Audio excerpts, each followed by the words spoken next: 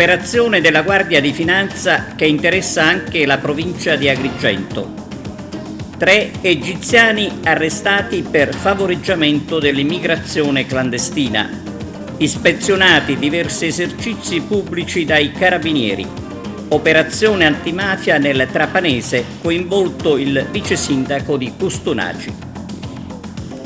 Tra i nuovi consiglieri di prefettura ricevuti al Quirinale, 4 sono agrigentini.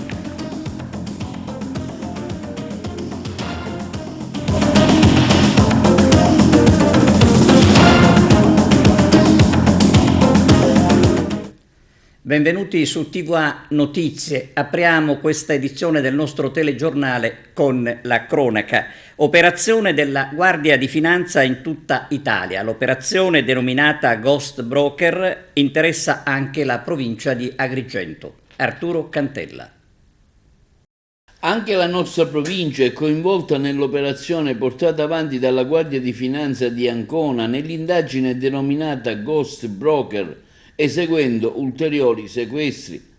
La Guardia di Finanza ha avviato l'indagine lo scorso febbraio che ha portato a 4 misure cautelari personali al sequestro di 2 società coinvolte in un giro di raccolta abusiva del risparmio secondo lo schema Ponzi. I finanzieri del Comando Provinciale della Guardia di Finanza di Ancona, coordinati dalla Procura di Roma, hanno eseguito un'ordinanza emessa dal GIP della Capitale.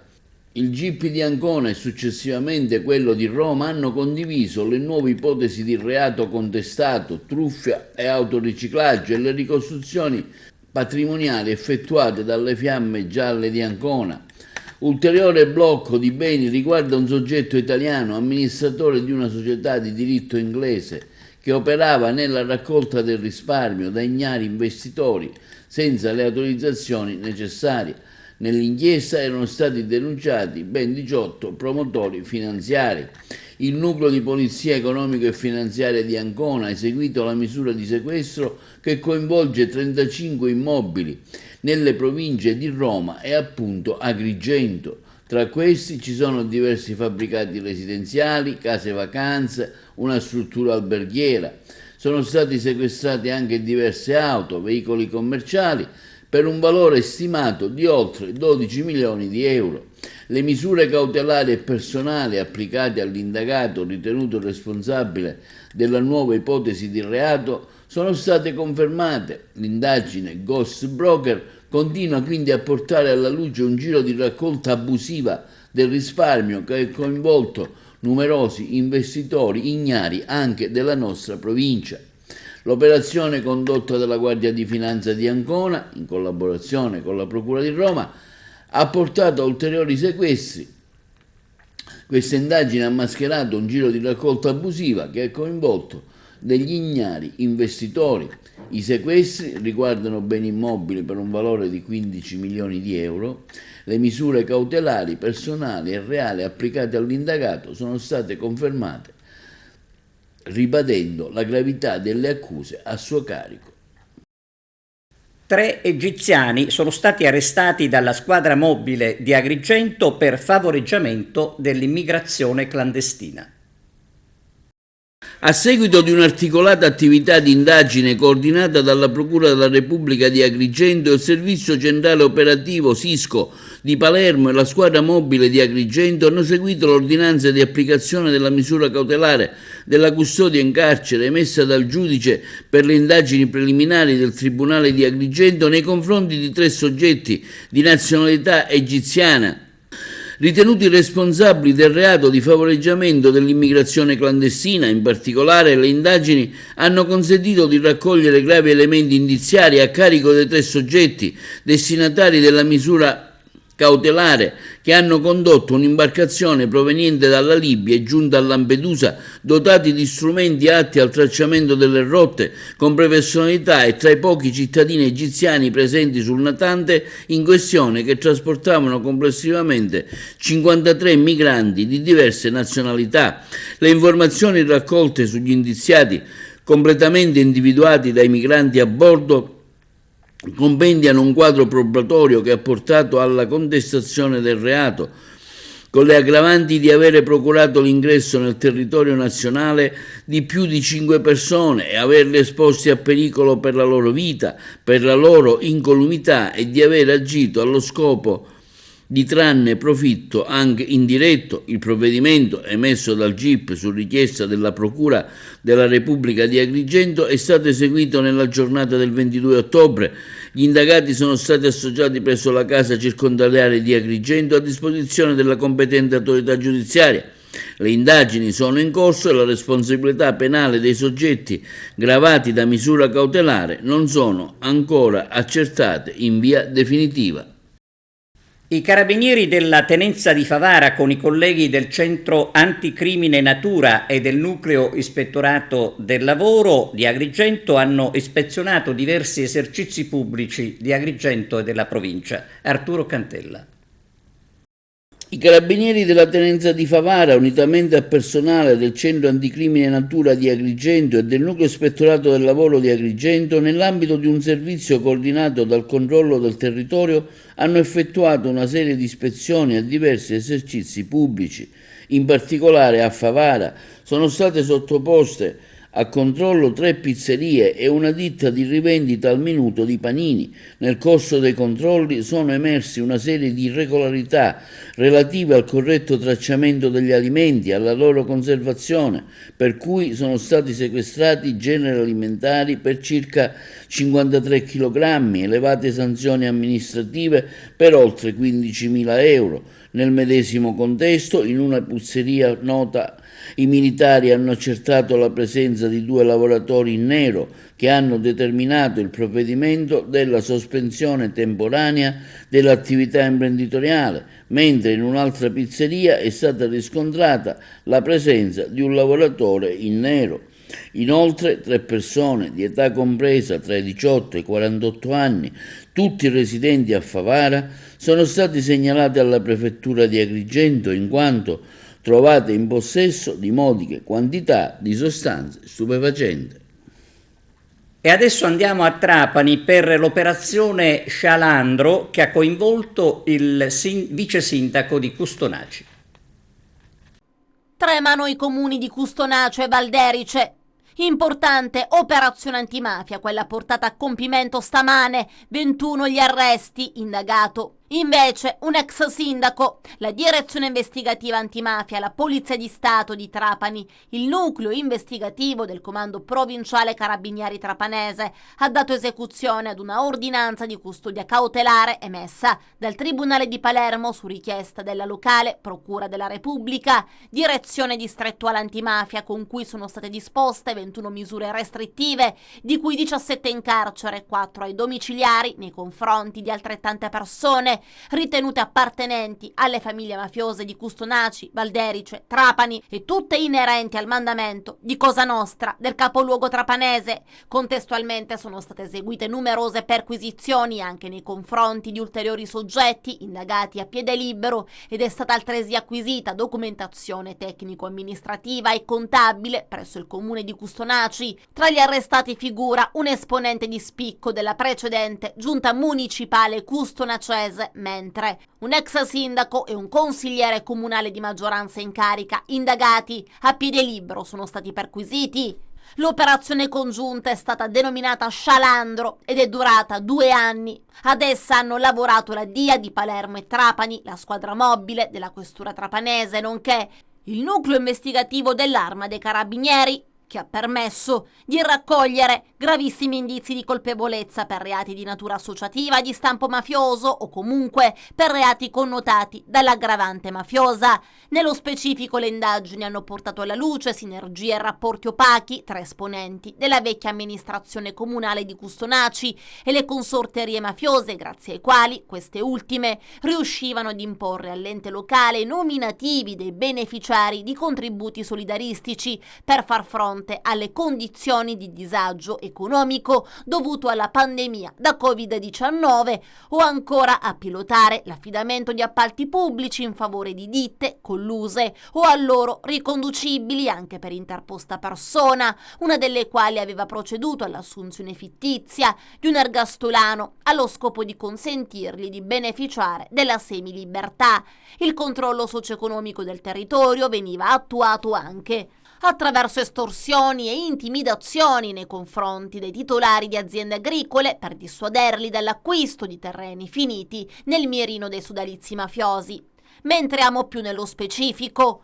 L'ex vice sindaco di Custonaci, Carlo Guarano, classe 1966, è il politico arrestato oggi nell'operazione antimafia che ha portato all'esecuzione, lo ricordiamo, di 21 arresti. Con lui tra gli indagati anche l'ex sindaco della città, il medico Peppe Morfino, che ha subito, all'alba di oggi, una prima perquisizione, indagato anche l'ex assessore Giovan Battista Campo. Guarano è accusato di concorso esterno in associazione mafiosa. Gli viene contestato di essere stato l'elemento di collegamento tra la cosca mafiosa e il municipio. Le intercettazioni l'hanno sorpreso mentre mostrava tutta la sua insofferenza per le manifestazioni in ricordo delle stragi di Capaci e di Via D'Amelio. Il 20 maggio 2022 fu registrato mentre diceva: hanno sempre sto Falcone e Borsellino, e vi risparmiamo il linguaggio estremamente colorito e che apprendiamo dai colleghi di TP24.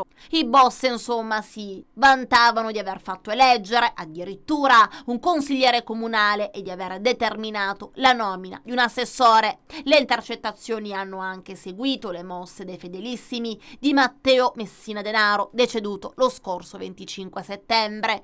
Uno degli arrestati diceva di averlo incontrato all'interno di una grotta.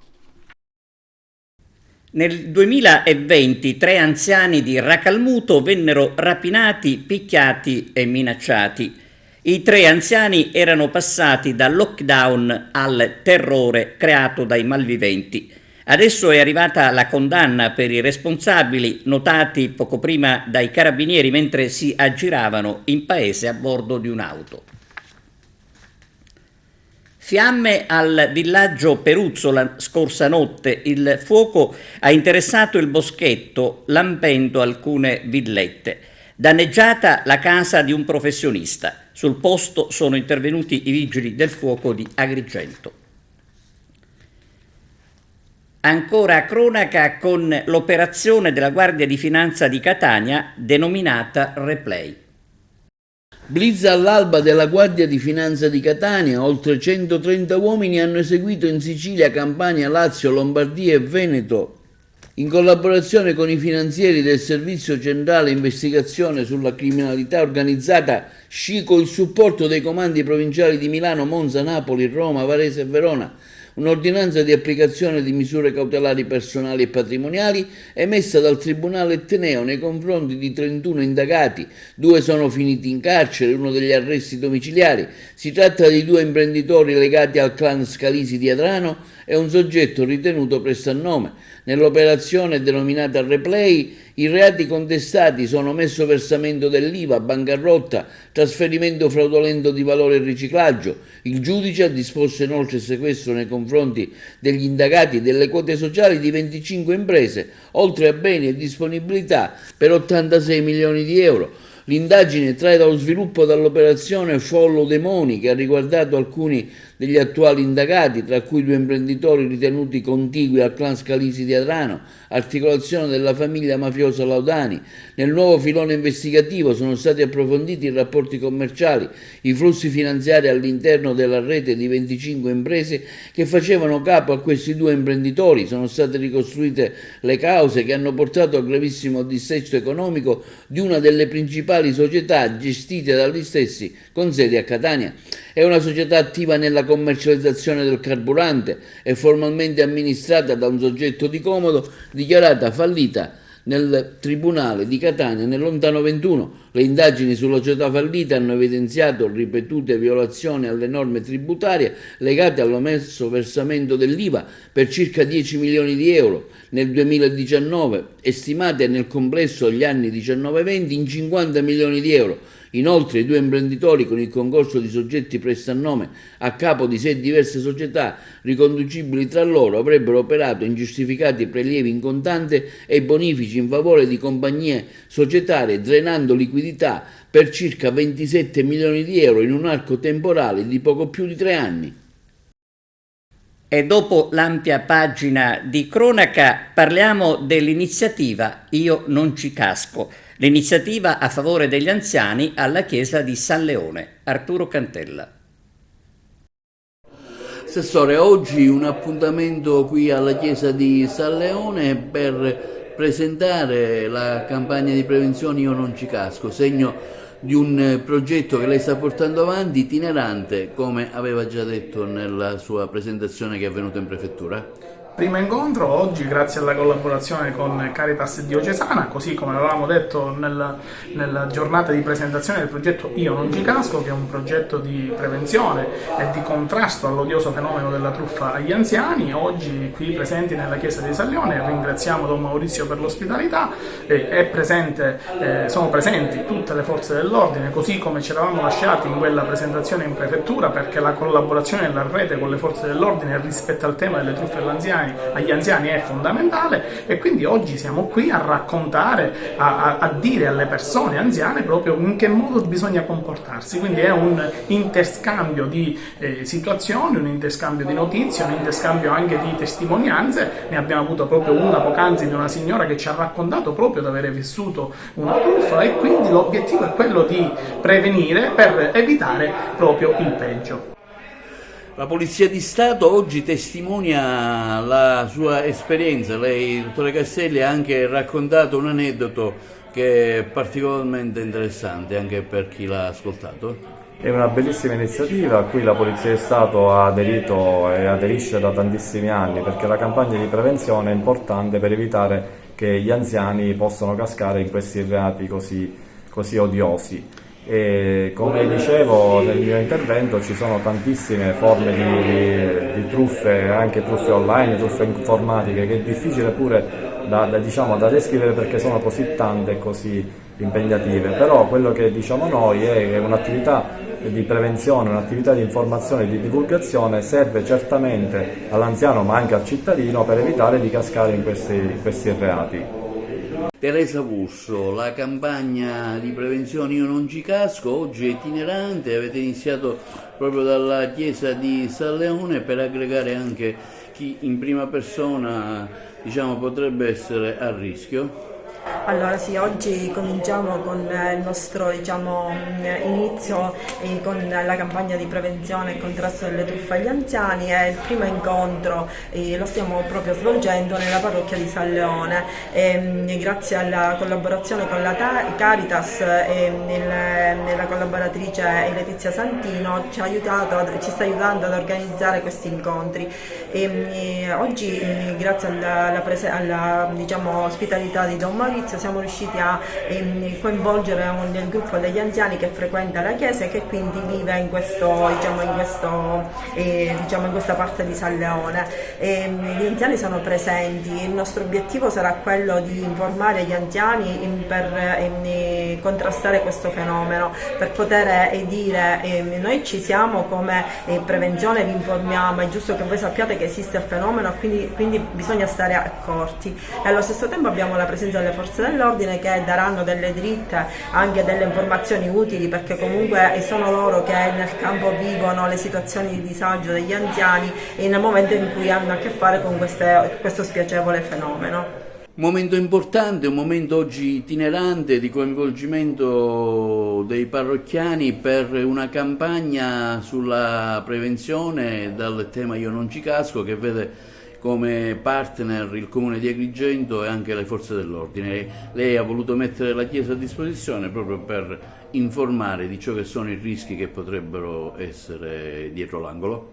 Ecco, certamente, anche perché non diamo per scontato, perché l'esperienza Io non ci casco, di cui prende il titolo, questa possibilità, opportunità, può capitare a tutti, non solo agli anziani ma anche a me, perché porto sempre l'esempio a me stesso e agli altri che basta attraversare la strada anziché attraversarla a volte perché arriva una macchina mi blocco per il panico. Ecco, l'esperienza che ci prende preda del panico nei social o nella vita certamente può turbare e cambiare il nostro sentimento, il nostro animo, e poi alla fine la cosa peggiore di una truffa quando si verifica è il silenzio per la vergogna cui portiamo dentro. Ecco, parlare, sensibilizzare, aprirsi, discuterne, sperimentare le situazioni psicologiche che accadono, che esulano al di là di quello che noi pensiamo essere padroni, è fondamentale e importante. Quindi lo ritengo non solo per l'anziano ma anche per i più giovani. Ecco perché mi sono messo a disposizione, ho messo anche la parrocchia a disposizione, perché possiamo sensibilizzarci sempre, grandi e piccoli, alla situazione che quando ci coinvolge, ci stravolge, ci danneggia intimamente, non solo esteriormente, economicamente, ma soprattutto psicologicamente, interiormente, con una chiusura a volte totale di dolore, di sofferenza e di essersi sentiti presi in giro. Tra i nuovi consiglieri di prefettura ricevuti dal presidente Mattarella al Quirinale ci sono 4 agrigentini. Giuseppe Moscato. Ci sono anche 4 giovani agrigentini tra i consiglieri di prefettura di nuova nomina ricevuti unitamente ai prefetti d'Italia nei giorni scorsi dal Presidente della Repubblica Sergio Mattarella. Si tratta di Erika Marturana, 31 anni, di Favara, Giuseppe Nuara, 31 anni, Alessandra Zaffuto, 32 anni, di Agrigento, e Michelangelo Sardo, 31 anni, di Casteltermini. L'incontro con il Presidente della Repubblica, al quale ha presenziato anche il Ministro dell'Interno Matteo Piantedosi, è stata l'occasione per sottolineare l'importanza del ruolo del prefetto sul territorio, definito presidio di legalità e organi dello Stato a geometria variabile, per indicarne la vocazione all'adattamento e alla presa in carico di sfide e missioni che si presentano di volta in volta. I 4 neoconsiglieri agrigentini, tutti provenienti dal liceo classico Empedocle di Agrigento, hanno conseguito la laurea con lode in giurisprudenza. Erika Marturana, laureatasi a Roma e abilitata all'esercizio della professione forense, dopo aver svolto il tirocinio presso la Procura della Repubblica, presso il Tribunale Ordinario di Roma, ha lavorato dapprima presso uno studio legale in Roma, per poi ricevere un incarico nell'ufficio legislativo del Ministero dell'Università e della Ricerca durante l'attuale governo Meloni e anche quello precedente, il governo Draghi. Infine è stata nominata commissario di polizia e successivamente appunto consigliere di prefettura. Giuseppe Nuara, laureatosi a Palermo e abilitato alla professione forense, dopo il tirocinio presso il Tribunale Ordinario di Caltanissetta, ha svolto per diversi anni la professione di avvocato, conseguendo altresì il titolo di dottore di ricerca in diritto penale. Michelangelo Sardo, laureatosi a Palermo, dopo aver svolto il tirocinio presso il Tribunale Ordinario di Agrigento, ha diretto in veste di funzionario giudiziario la prima sezione penale del Tribunale di Agrigento per un anno.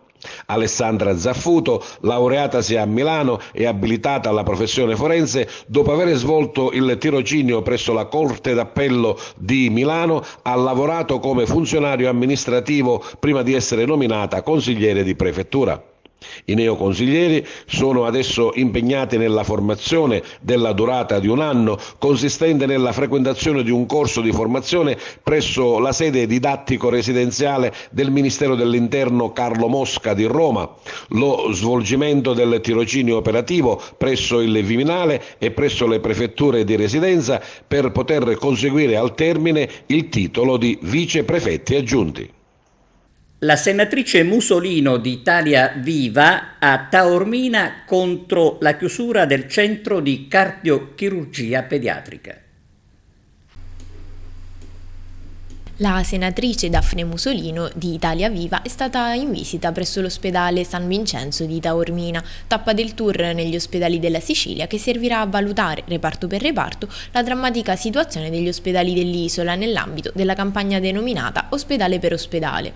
Nel corso della visita la senatrice ha manifestato il suo pieno sostegno al centro di cardiochirurgia pediatrica del Mediterraneo, affiliato all'ospedale pediatrico Bambino Gesù di Roma, che purtroppo è in pericolo di chiusura. chiusura. In questo contesto, dichiara la senatrice Musolino, ho potuto apprezzare quanto sia importante comprendere le sfide reali che le famiglie affrontano quando i propri figli necessitano di cure specialistiche. È stato toccante osservare la serenità dei genitori che si fidano pienamente di questa istituzione di eccellenza.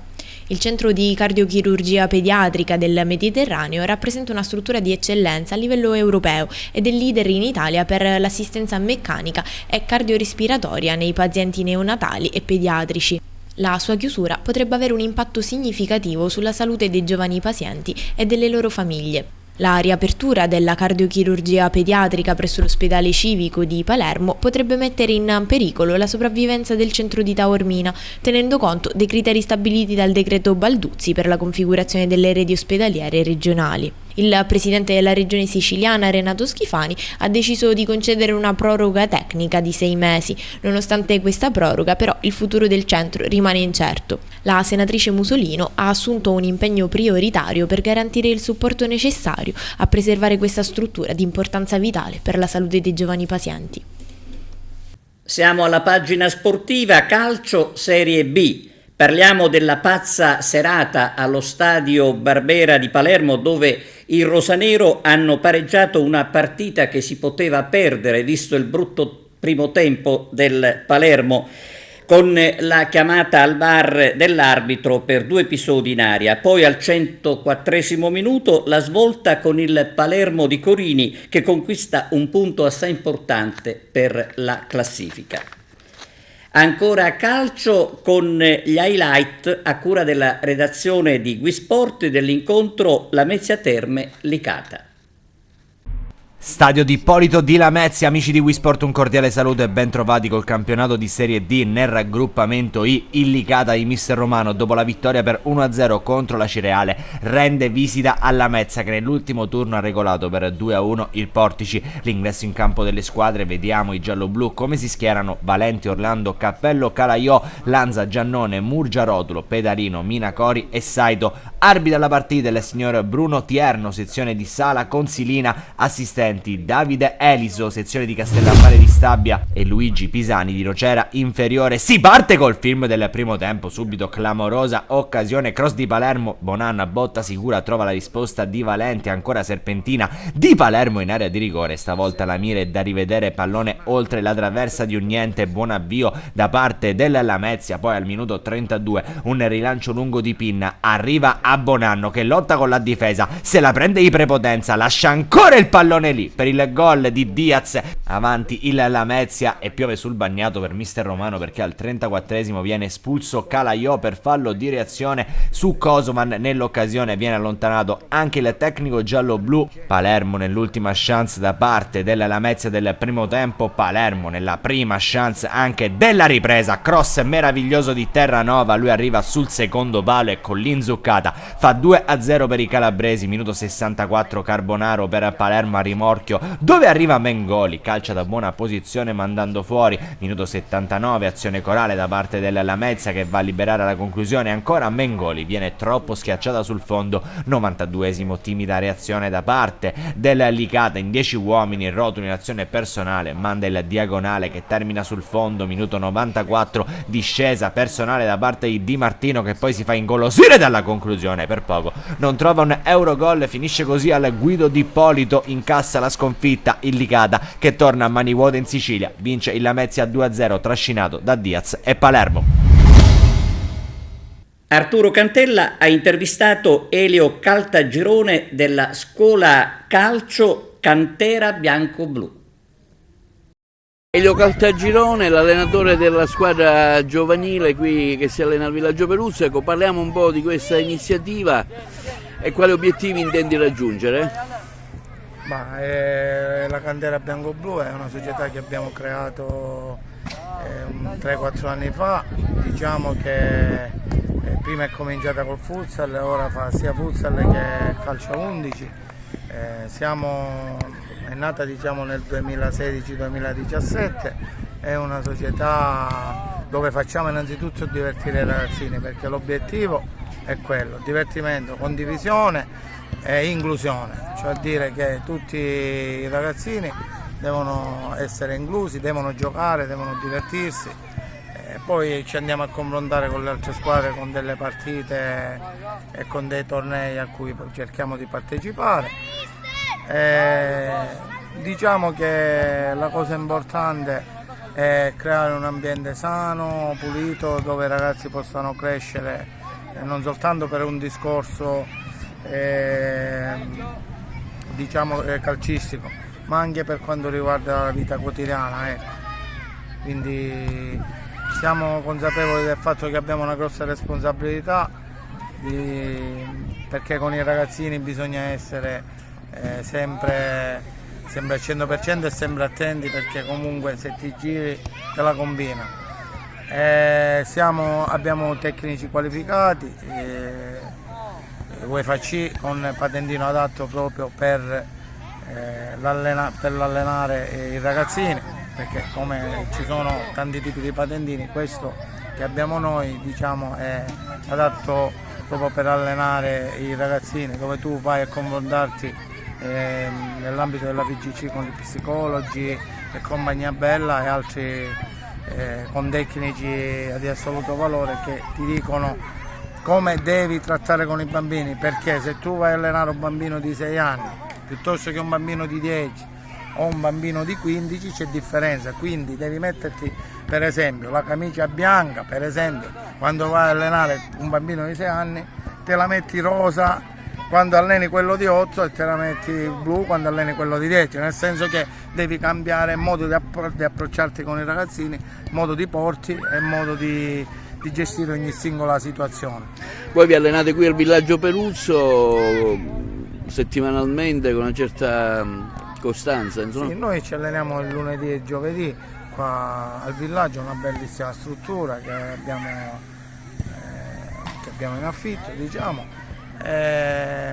E diciamo che è bella grande, possiamo fare 3, 4, 5 categorie in modo che i ragazzi si possano divertire. È tra le migliori, se non la migliore di Agrigento come struttura, una struttura all'avanguardia. Ecco. E lo Caltagirone è anche impegnato in altre attività agonistiche sportive, se ce le accenni magari? Quest'anno sto allenando a futsal all'Atletico Campobello, una società di futsal molto blasonata e seria, composta da gente che fa questo sport da tanti anni, tipo Caizza, tipo il presidente Toledo, tipo Uzzo, Bonetta, gente che ha fatto sempre il futsal, e quindi consideri che ogni allenamento ci sono 7-8 dirigenti e 7-8 persone, non ci fanno mancare niente, una squadra dove valorizzeremo tanti giovani, loro hanno il settore giovanile, hanno la scuola calcio che è dell'Atletico Campobello, quindi diciamo che mi è piaciuto il progetto, siccome conoscevo che sono gente seria l'ho accettato subito. Ora domenica inizia un campionato di Serie D difficile e complicato, però noi diciamo che siamo pronti. È tutto, grazie per la vostra attenzione e arrivederci.